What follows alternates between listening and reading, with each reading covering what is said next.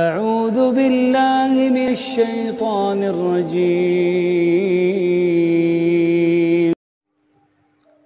السلام علیکم ورحمۃ اللہ وبرکاتہ۔ کسی بھی گناہ کو حقیر مت سمجھیں۔ کچھ گناہ ایسے ہیں جن کا عذاب بہت بڑا ہے، لیکن ہم اسے بہت معمولی سمجھنے کی غلطی کر بیٹھتے ہیں۔ نمبر 1، نامحرم کو چھونا۔ ہمارے ہاں نامحرم سے ہاتھ ملانا یا ان کو چھونا بہت عام سی بات ہو گئی ہے، جس پر کوئی توجہ نہیں دیتا۔ اسپیشلی کزنس کے معاملے میں نے دیکھا ہے کہ یہ تو اپنے ہی غیر تھوڑی ہیں، ایک ہی صوفے چارپائی پہ بیٹھ رہے ہیں، ہاتھ ملا رہے ہیں، اس کو بہت معمولی سمجھا جاتا ہے۔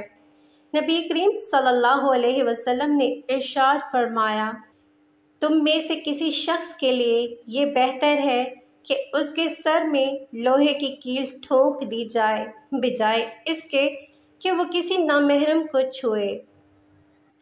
نمبر 2، غیبت یا چغلی کرنا۔ یہ عادت زیادہ تر عورتوں میں اور اب کچھ حد تک مردوں میں بھی پائی جاتی ہے۔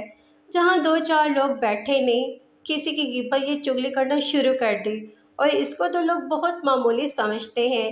غیبت کے بارے میں قرآن پاک میں اللہ نے ارشاد فرمایا، اور نہ تم میں سے کوئی کسی کی غیبت کرے۔ کیا تم میں سے کوئی بھی اپنے مردہ بھائی کا گوشت کھانا پسند کرتا ہے؟ تم کو اس سے گھن آئے گی اور اللہ سے ڈرتے رہو، بے شک اللہ توبہ قبول کرنے والا مہربان ہے۔ اس آیت میں بہت واضح ہے کہ اللہ تعالیٰ نے غیبت کرنے سے منع فرمایا ہے، اور غیبت کرنے کو اپنے مردہ بھائی کا گوشت کھانے سے تشبیہ دی ہے۔ غیبت کرنے والے کے تمام نیک اعمال ضائع ہو جاتے ہیں اور وہ بالآخر جہنم کا مستحق ہوتا ہے۔ استغفر اللہ۔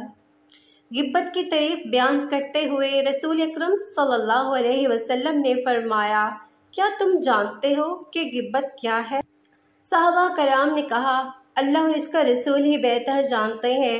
آپ صلی اللہ علیہ وسلم نے فرمایا، اپنے بھائی کی اس عیب کو ذکر کرے کہ جس کے ذکر کو وہ ناپسند کرتا ہو۔ آپ صلی اللہ علیہ وسلم سے عرض کیا گیا کہ اگر وہ عیب واقعی اس بھائی میں ہو جو میں بیان کر رہا ہوں، تو آپ صلی اللہ علیہ وسلم نے فرمایا، اگر وہ عیب اس میں ہے جو تم کہہ رہے ہو تو وہ تبھی تو غیبت ہے، اگر اس میں نہ ہو تو وہ بہتان ہے۔ یہاں نبی کریم صلی اللہ علیہ وسلم نے غیبت اور بہتان کا واضح فرق بھی بتا دیا۔ نمبر 3، لوگوں کا مذاق بنانا۔ اس کا قد چھوٹا ہے، اس کا رنگ کتنا کالا ہے، اوہ اس کی ناک تو دیکھو کتنی موٹی ہو گئی ہو، چہرے پہ یہ داغ کیسے، کبھی آئینہ دیکھا ہے؟ یہ تو حد سے زیادہ عام ہو گیا ہے۔ لوگ یہ سمجھتے ہیں کہ اگر وہ خوبصورت ہیں تو انہیں پورا حق ہے دوسروں کو ذلیل کرنے کا، ان کا مذاق بنانے کا، اور پھر مذاق بنا کے کہتے ہیں میں نے تو بس مذاق کیا ہے۔ کسی کے چہرے کا مذاق اڑانے سے پہلے یہ سوچ لیں آپ تصویر میں نہیں مصور کی کاریگری میں نقص نکال رہے ہیں۔ اللہ تعالیٰ قرآن پاک میں ارشاد فرماتا ہے کہ میں نے انسان کو بہت خوبصورت بنایا ہے۔ نمبر 4، جھوٹ بولنا۔ لوگ جھوٹ بہت بولتے ہیں، کہیں جانا ہو، گھر پہ ہوں گے تو بھی کہیں گے راستے میں ہوں، اور کہا جائے جھوٹ ہے تو جواب ملتا ہے اتنا تو چلتا ہے۔ آپ دکانداروں کو ہی دیکھ لیں، 5,000 کی چیز بتا کے وہی چیز 3,000 میں دے رہے ہوتے ہیں، اور پھر کہتے ہیں مجھے تو خود 4,000 کا ملا ہے۔ اگر ایسا ہوتا تو کیا آپ کم میں بیچتے؟ مائیں بازار جا رہی ہیں، بچہ ساتھ جانے کی ضد کرے تو انجیکشن لگوانے جا رہی ہیں، جیسا جھوٹ تو ان کو کچھ لگتا ہی نہیں۔ کیا میں تمہیں بتاؤں شیاطین کس پر نازل ہوتے ہیں؟ وہ جھوٹ بولنے والے گناہ گاروں پر نازل ہوتے ہیں۔ اللہ تعالیٰ نے فرمایا، اے ایمان والو، اسلام میں پورے داخل ہو جاؤ اور شیطان کے قدموں کے پیچھے نہ چلو، بے شک وہ تمہارا کھلا دشمن ہے۔ بحوالہ سورہ بقرہ آیت نمبر 208۔ اپنے آپ کو اور دوسروں کو جہنم کی آگ سے بچائیں۔ رسول اکرم صلی اللہ علیہ وسلم نے ارشاد فرمایا، اللہ تعالیٰ تیرے ذریعے ایک آدمی کو ہدایت دے دے تو یہ تیرے لیے سرخ اونٹوں سے بہتر ہے۔